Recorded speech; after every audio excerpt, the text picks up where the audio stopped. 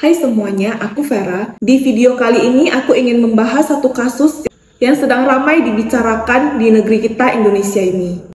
Kasus yang bermula dari penculikan sampai menjadi pembunuhan ini sangat membuat publik geram. Karena para pelakunya ini adalah oknum Paspampres dan TNI. Tanpa berlama-lama lagi kita langsung masuk saja ke ceritanya. Tapi bagi yang belum subscribe ke channel ini, mohon bantuannya untuk subscribe ke channel ini dan boleh minta like-nya juga. Korban dari kasus ini kita sebut saja inisialnya IM. Dia adalah pria asal Aceh yang masih berusia 25 tahun. IM ini berasal dari Koulayu, Kecamatan Gandrapura, Kabupaten Bireun, Aceh. Menurut ibu korban, IM ini merantau meninggalkan tempat asalnya dari tahun 2022 lalu ke wilayah Tangerang Selatan, Banten.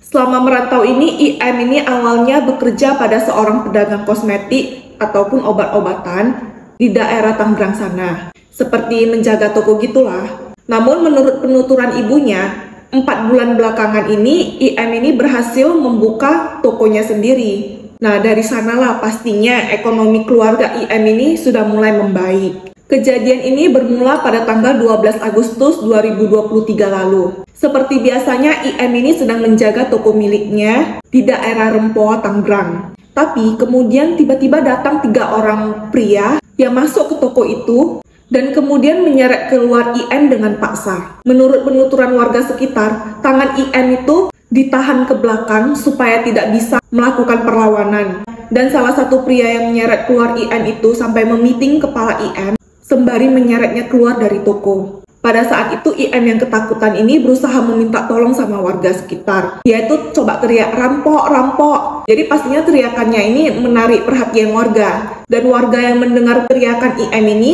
segera mendatangi IM. Dan saat itu banyak tuh warga yang berkumpul mau menolong IM. Tapi aksi penolongan warga ini digagalkan sama ketiga pelaku ini. Ketiga pelaku ini mengaku ke warga kalau mereka ini adalah petugas.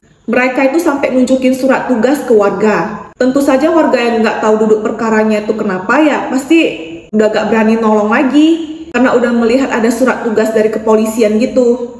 Maka dari itu IM ini berhasil dibawa paksa sama ketiga pelaku ini. Kemudian IM ini diseret ke mobil para pelaku ini. Bahkan menurut kesaksian warga yang ada di sana, warga itu sempat melihat hidung IM itu sudah mengeluarkan darah. Yang artinya di dalam toko itu sepertinya IM itu sudah dipukuli. Di hari itu juga, tanggal 12 Agustus 2023, di rentang waktu jam 7 malam sampai 8 malam, keluarga IM, ibunya IM yang ada di Aceh itu menerima telepon dari ketiga pelaku ini. Ketiga pelaku ini memaksa IM untuk berbicara di telepon dan menyuruh ibunya untuk memberikan uang sebanyak 50 juta rupiah. Saat itu IM yang sudah dipukuli sama pelaku ini berteriak kepada ibunya seperti ini. "Mama, saya minta dikirimi duit. Saya dipukuli, nggak tahan lagi mama, kirimlah cepat 50 juta. Nah, di lokasi penculikan ini, IM ini dipukuli secara brutal sama ketiga pelaku ini. Dia dipukuli dengan sabuk dan lain sebagainya. Selain brutal, ketiga pelaku ini ternyata juga bodoh. Mereka mengirimkan video penyiksaan IM kepada ibu IM. Di mana di video itu tampak IM itu sedang mengerang kesakitan, tapi masih tetap dipukuli sama ketiga pelaku ini dengan sabuk. Bahkan di video itu menunjukkan tubuh IM yang sudah memar-memar dan berdarah, tapi masih tetap saja dipukuli sama ketiga pelaku itu. Kenapa aku sebut mereka bodoh? Emangnya mereka kira seberapa besar kekuatan sosmed zaman sekarang? Terbukti kan video penyiksaan mereka itu udah tersebar di seluruh sosmed. Orang-orang itu udah pada lihat, bahkan masuk di berita-berita walaupun di blur. Nah, wajah pelaku itu berseliweran di mana-mana di internet. Dan bahkan nanti di persidangan nanti, video yang mereka kirim ke ibu korban ini pasti akan menjadi salah satu bukti yang bisa memberatkan mereka nantinya. Kembali lagi ke panggilan telepon ancaman dari ketiga pelaku bodoh ini.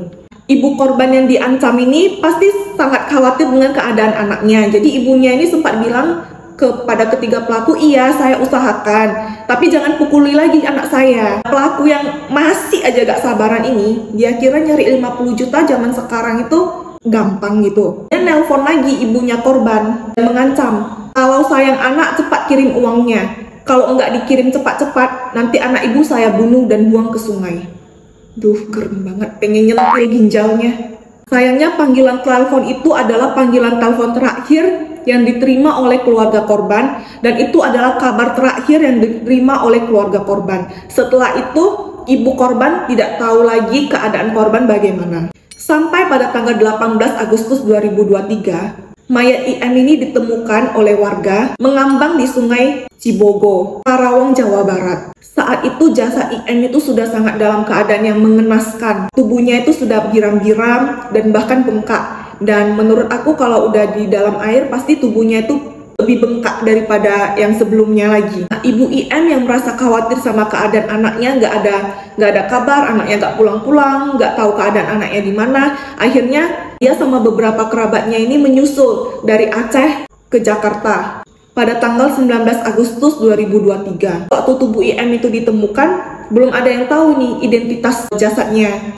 Polisi itu juga belum mengumumkan identitas jasad IM. Barulah pada tanggal 23 Agustus 2023 lalu, kepolisian menyuruh keluarga IM untuk mengidentifikasi jasad korban di rumah sakit.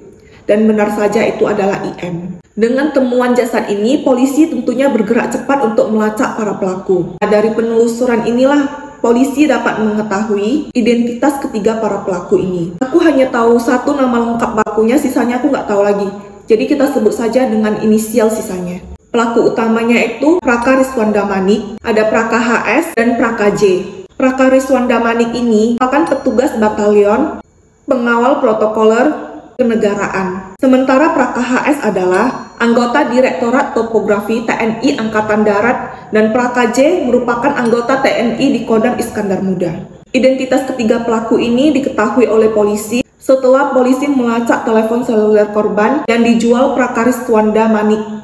Untuk selanjutnya aku akan menyebutnya sebagai Riswanda saja. Kata polisi ada lagi satu pelakunya. Masih diselidiki sama polisi sih peran dia di kasus ini apa aja. Inisial pelakunya itu NS. Dia ini diketahui merupakan kakak ipar dari Riswanda ini. Dia bukan anggota TNI, bukan oknum dari instansi manapun, dia hanya warga sipil biasa.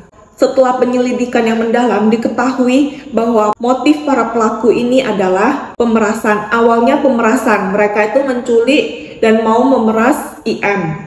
Kenapa mereka menargetkan IM? Ada alasannya. Alasan yang pertama, IM ini pernah ditangkap oleh mereka tiga juga karena diduga telah menjual obat-obatan terlarang. Tapi saat itu, keluarga IM bisa menebus anaknya dan IM berhasil selamat. Nah, kali ini yang tanggal 12 Agustus itu adalah penculikan kedua. Kenapa lagi mereka mau menculik IM? Karena mereka tahu obat-obatan yang dijual IM di tokonya itu adalah obat-obatan ilegal. Tapi hal ini masih didalami oleh kepolisian, benar ilegal atau enggak. Ketiga pelaku yang menduga bahwa obat-obatan yang dijual IM itu adalah obat-obatan ilegal, mereka berani menculik IM dan memeras uangnya karena mereka mengira kalau IM ini gak akan berani lapor ke polisi. Kalau IM sempat berani melapor ke polisi, maka IM ini tentunya akan diperiksa juga. Dan imbasnya itu tokonya itu akan kena periksa dan dia itu bisa dijebloskan ke penjara juga. Makanya mereka mengira aman ini kalau kita peras IM lagi. Selama penculikan itu sepertinya mereka bertiga ini memukuli IM terlalu berlebihan sampai IM ini harus kehilangan nyawanya. Ternyata setelah didalami polisi lagi, IM ini bukan satu-satunya korban dari ketiga tersangka ini. Diketahui ada satu korban lagi yang berusia 45 tahun. Kronologinya kurang lebih sama, diculik, disiksa, dan diperas uangnya. Korban ini juga dibunuh. Jasadnya dibuang di jalur B tol Surabaya Mojokerto, Sukomo, KM 732+600, dan jasadnya ini ditemukan pada Selasa 29 Agustus. Tapi identitas pria ini belum diketahui. Semoga cepat ada pihak keluarga yang mengidentifikasi jasad ini supaya jasadnya bisa dimakamkan secara layak.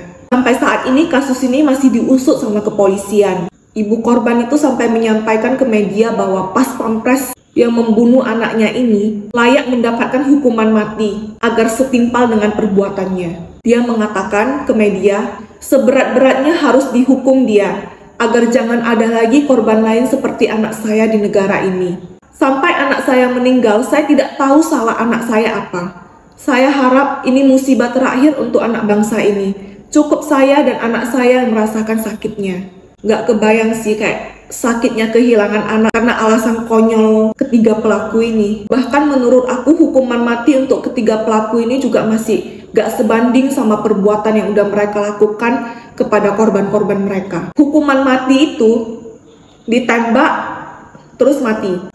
Cara matinya itu gak menyiksa, mereka itu langsung mati biasanya. Sementara para korbannya itu harus melalui penyiksaan yang panjang sampai menghembuskan nafas terakhir mereka. Sampai di sini dulu rangkuman dari kasus ini. Nanti kalau ada update terbaru, semoga aku bisa buat update videonya. Semua informasi yang aku sampaikan ini udah ada di media, di internet. Kalau ada informasi yang aku salah sampaikan, mohon dikoreksi di kolom komentar. Dan kalau ada informasi yang aku miss, bisa tolong tambahkan di kolom komentar juga. Aku berharap keluarga korban dapat keadilan. Semoga pelaku diberikan hukuman yang memang setimpal dengan perbuatan mereka, dan semoga keluarga korban diberikan ketabahan. Turut berduka cita yang mendalam kepada keluarga korban. Terima kasih sudah menonton video ini sampai habis. Bagi yang belum subscribe, mohon bantuannya untuk subscribe ke channel ini, dan boleh minta like-nya juga. Sampai jumpa di video selanjutnya.